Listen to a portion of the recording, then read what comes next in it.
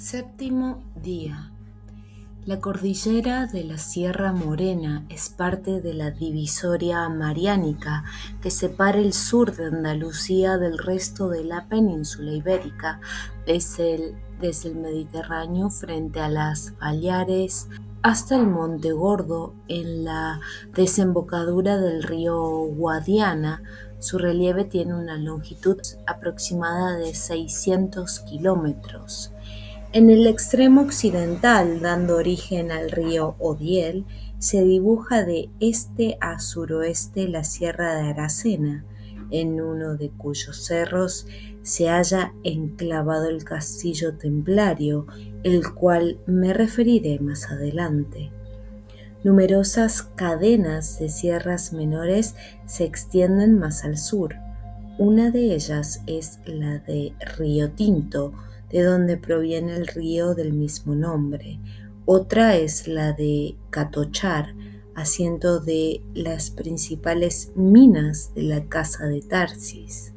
Los ríos Tinto y Odiel descienden hacia el Golfo de Cádiz y confluyen pocos kilómetros antes de la costa, formando una ancha ría. En la franja de terreno que queda entre ambos ríos, sobre la desembocadura del Odiel, se asienta desde la antigüedad la ciudad fluvial y marítima de Onuba, hoy llamada Huelva, y a unos 25 kilómetros de Onuba, Odiel arriba, se encontraba la antiquísima ciudadela de Tarsis en las cercanías de la actual Villa Valverde del Camino. El río Tinto o Pinto recibe ese nombre porque sus aguas bajan rojizas, teñidas por el mineral de hierro que recoge en la Sierra Aracena. El Odiel, en cambio, siempre fue un río sagrado para los íberos y por eso lo identificaban con la más importante Bruna, la que designa el nombre de Nabután, el gran jefe de los atlantes blancos. Al parecer, Nabután significaba señor, Na-Bután, en la lengua de los atlantes blancos. Los distintos pueblos indogermanos que participaron del pacto de sangre pero luego cayeron frente a la estrategia del pacto cultural, concluyeron que se trataba de un dios y le adoraron bajo diferentes nombres, todos derivados de Nabután. Así se le llamó Nabú de Nabután, Botán de Nabután, Nabotan, Odán u Odín de Nav-Odán, Nav-Odín, Odiel u Odal, de Nav-Odiel, Nav-Odal, etc. 5 kilómetros al norte de la ciudadela de Tarsis, en el sistema de la Sierra Catochar, se halla el monte Char, nombre que significaba fuego y verbo en diversos dialectos íberos. En su cima existía un bosque de fresnos que era venerado por los íberos en memoria de Nabután. Allí los atlantes blancos habían erigido un enorme menhir señalado con su bruna. Lo habían plantado en el centro del bosque, en un sitio que extrañamente estaba poblado por un pequeño grupo de manzanos. En los días de los señores de Tarsis, solo sobrevivía uno de aquellos manzanos y nadie sabía explicar si los otros habían desaparecido por causas naturales o por el talado intencional. El que quedaba estaba plantado a unos 20 pasos del menhir y se veía a todas luces que se trataba de un árbol varias veces centenario. Toda la antigüedad mediterránea pregriega conocía la existencia del manzano de Tarsis, hacia el que solían emprender peregrinaciones anuales los devotos de la diosa del fuego. En un comienzo, en efecto, los fresnos y manzanos estaban asociados a Nabután y Fría, respectivamente. Posteriormente, luego de la alianza de sangre con los pueblos del pacto cultural, los sacerdotes consagraron el manzano de Tarsis a la diosa Belisana y establecieron la costumbre de celebrar el culto al pie de su añoso tronco. Para ello construyeron un altar de piedra compuesto de 2 columnas y una losa transversal sobre la que se asentaba la lámpara perenne. Aquel fuego inmortal representaba a la diosa y el manzano el camino a seguir. Conforme enseñaban los sacerdotes, el Dios creador escribió el culto en la semilla del manzano. El árbol era solo una parte del mensaje referido al destino del hombre.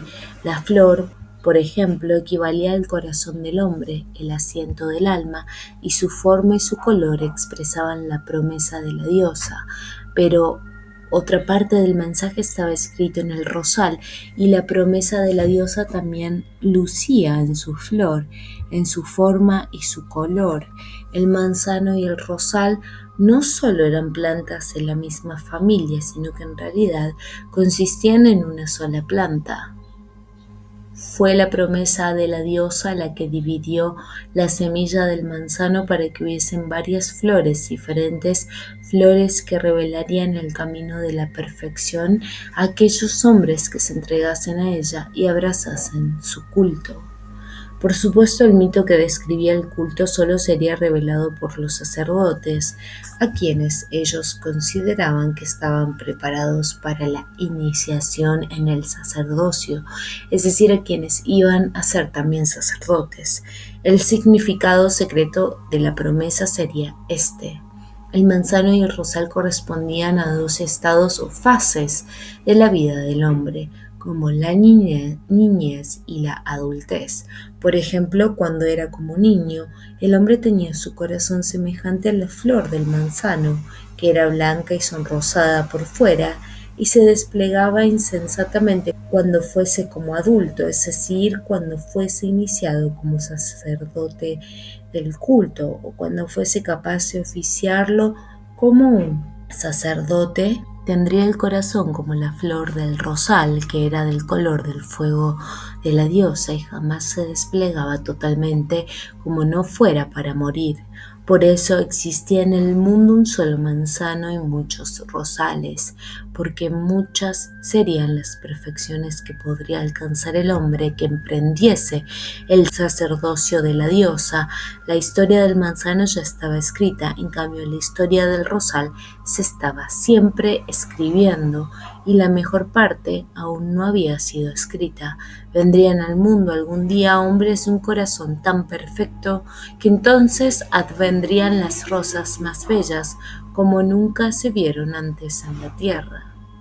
Con esta explicación se entenderá por qué los sacerdotes habían permitido que un viejo rosal de Pitimini se hubiera enrollado como una serpiente en el tronco del manzano de Tarsis.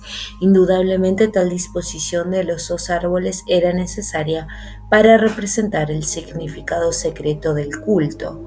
El ritual obligaba a adorar el fuego de la diosa y a admirar la flor del manzano, deseando intensamente que la diosa cumpliese la promesa y el corazón del sacerdote se tomase como la flor del rosal.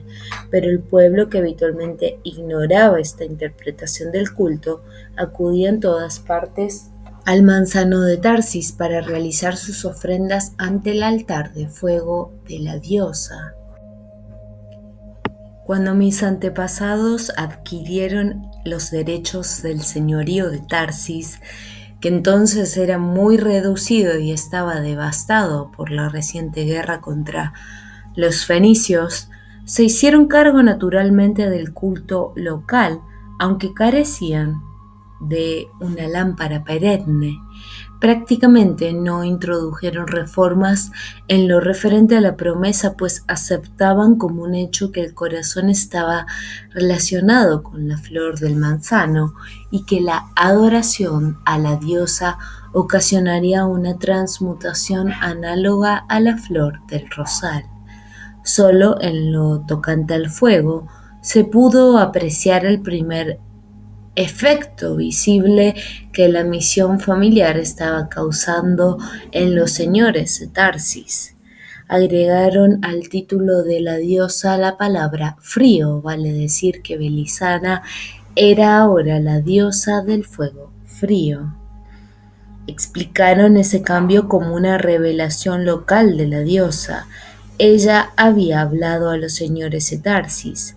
En la comunicación afirmaba que sería su fuego el que se instalaría en el corazón del hombre y lo transmutaría, y que ese fuego, al principio extremadamente cálido, finalmente se tornaría más frío que el hielo, y sería ese fuego frío el que produciría la mutación de la naturaleza humana. Hay que ver en este cambio algo más que un simple agregado de palabras. Era la primera vez que en un culto aparecía la posibilidad de enfrentar y superar al temor, es decir, al sentimiento que en todos los cultos aseguraba la sumisión del creyente. El temor a los dioses es un sentimiento necesario e imprescindible de mantener vivo para asegurar la autoridad terrestre de los sacerdotes. Si el hombre no les teme, al final se rebelará contra los dioses, pero antes se sublevará contra los sacerdotes de los dioses.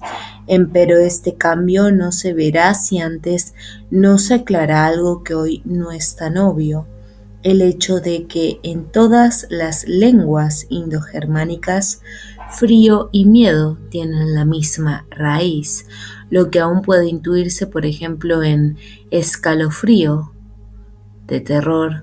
Pues bien, en aquel entonces la palabra frío era sinónimo de terror, y en consecuencia lo que significaba el nuevo culto era que un terror sin nombre se instalaría en el corazón del creyente como gracia de la diosa, y que ese terror causaría su perfección. Así Belisana, la diosa del fuego frío, se había convertido también en la diosa del terror, un título que, aunque los señores de Tarsis no podían saberlo, perteneció en remotísimos tiempos a la misma diosa, pues a la esposa de Nabután se la conoció igualmente como Fría, la que infunde terror al alma y socorro al espíritu. Tras su arribo a la península ibérica, los golem intentaron en numerosas ocasiones ocupar el bosque sagrado y controlar el culto a la diosa del fuego frío, pero siempre fueron rechazados por la celosa y obstinada locura mística de los señores de Tarsis. Hasta llegaron a ofrecer una auténtica lámpara perenne de los atlantes morenos, sabedores de que carecían de ella y que estaban obligados a vigilar permanentemente la flama de su lámpara primitiva de aceite y amianto. No hay que aclarar que la ofrecían a cambio de la unificación del culto y de la institución del sacrificio ritual, y que semejante propuesta resultaba inaceptable para los señores de Tarsis, porque ello es obvio a esta altura del relato, como también es evidente que esa resistencia insólita para quienes se habían impuesto sobre todos los pueblos nativos, unida a la imposibilidad de apoderarse de la espada sabia, los iba enconando permanentemente contra los señores de Tarsis. La reacción de los golem desencadenó aquella campaña internacional, alentando la conquista de Tarsis, que culminó en el peligroso intento de invasión fenicia desde las Baleares y Gades o Cádiz. Pero los señores de Tarsis convocaron a los lidios e hicieron desistir a los fenicios de su proyecto conquistador, por lo menos por los siguientes 4 siglos. De la alianza entre íberos y lidios surgió el imperio de Tartesos, que pronto se expandió por toda Andalucía, la Tarteside, y privó a los fenicios de colonias costeras en su territorio. Las Baleares y la isla de León, asiento de Gades, quedaron aisladas de tierra firme, pues los tartesios solo les permitieron mantener un comercio exiguo a través de sus propios puertos. ¿Cuál sería la siguiente reacción de los golem frente a ese poderío que se desarrollaba fuera de su control y que frustraba todos sus planes? Antes de responder, estimado y paradójicamente paciente doctor Signagel, debo ponerlo al corriente de las consecuencias que la presencia de los lirios produjo en el culto del fuego frío.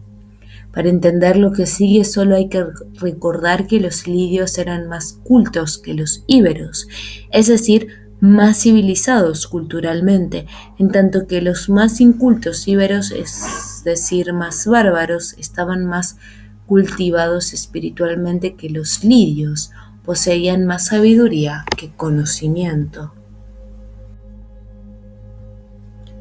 Esas diferencias ocasionarían que los príncipes lidios, ahora en la misma familia de los señores de Tarsis, aceptasen sin profundizar el significado esotérico del culto a la diosa del fuego frío, que en adelante se denominaría por común acuerdo Pirena, y empleasen todo su esfuerzo en perfeccionar la forma exotérica del culto.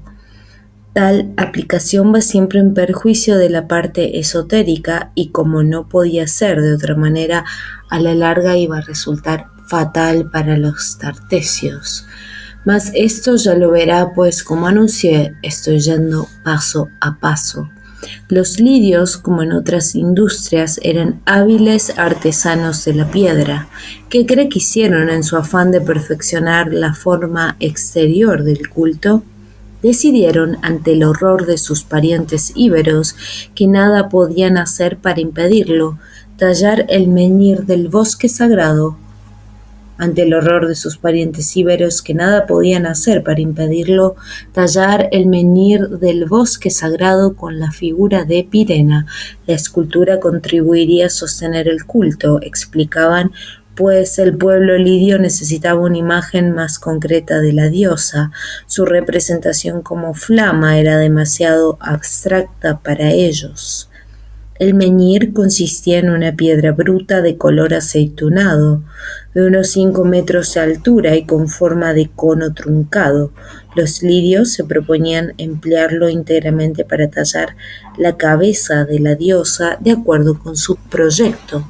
La nuca debía quedar frente al manzano, de tal suerte que el divino rostro mirase directamente al pueblo, y el pueblo, distribuido en un claro circundante desde el que se dominaba la escena ritual, vería el rostro de la diosa y tras ella al manzano de Tarsis. Trabajaron 2 maestros escultores en la talla, uno para esculpir el rostro y otro las quedejas serpentinas, en tanto que 3 ayudantes se ocupaban de practicar el hueco de la nuca conectado con los ojos de la diosa. La obra no estuvo lista antes de 5 años, pues aun cuando las herramientas de hierro de los lidios permitieron adelantar mucho de entrada, la terminación pulida que pretendían les demandó largos años de trabajo. En verdad, los tartesios continuarían puliendo durante décadas la cabeza de Pirena hasta dotarla de un impresionante realismo. La necesidad que sentían los lidios de contemplar una manifestación figurativa de la diosa era propia de la época. Los pueblos del pacto cultural experimentaban entonces una generalizada caída en el exoterismo del culto que los llevaba a adorar los aspectos más formales y aparentes de la deidad. Los pueblos presentían que los dioses se retiraban desde adentro, pero solo podían retenerlos desde afuera. Por eso se aferraban con desesperación a los cuerpos y a los rostros divinos y a cualquier forma natural que los representase. Siendo así, no debe sorprender el intenso fervor religioso despertado en los pueblos y la extraordinaria difusión geográfica que produjo el culto del fuego frío luego de la transformación del menhir. Además de los tartesios, orgullosos depositarios de la promesa de la diosa, hombres pertenecientes a 1000 pueblos diferentes peregrinaban hasta el bosque sagrado de Tarteside para asistir al ritual del fuego frío, entre otros.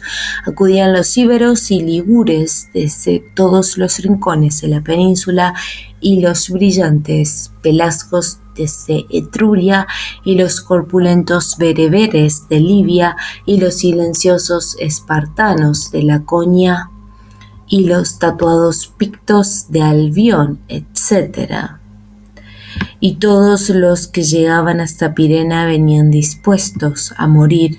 A morir, sí, porque esa era la condición de la promesa, el requisito de su gracia, como todos sus adoradores sabían.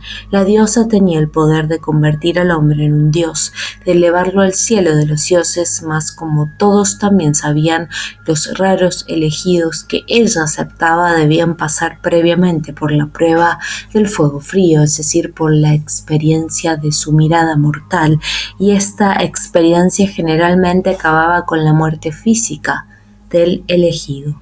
De acuerdo con lo que sabían sus adeptos, y sin que tal certeza afectase un ápice la fascinación por ella, muchos más eran los elegidos que habían muerto que los comprobadamente renacidos, los que recibían su mirada mortal.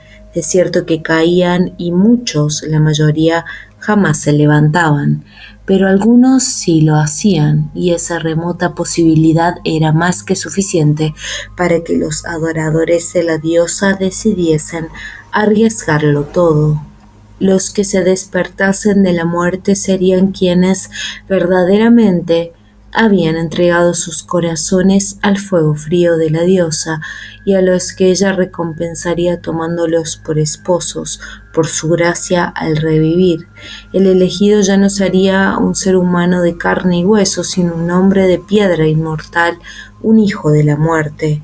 Estos títulos al principio constituyeron un enigma para los señores de Tarsis, que fueron quienes introdujeron la reforma del fuego frío en el antiguo culto a Belisana, pues afirmaban haberlos recibido por inspiración mística directamente de la diosa, aunque suponían que se refería a una condición superior del hombre, cercana a los dioses o a los grandes antepasados.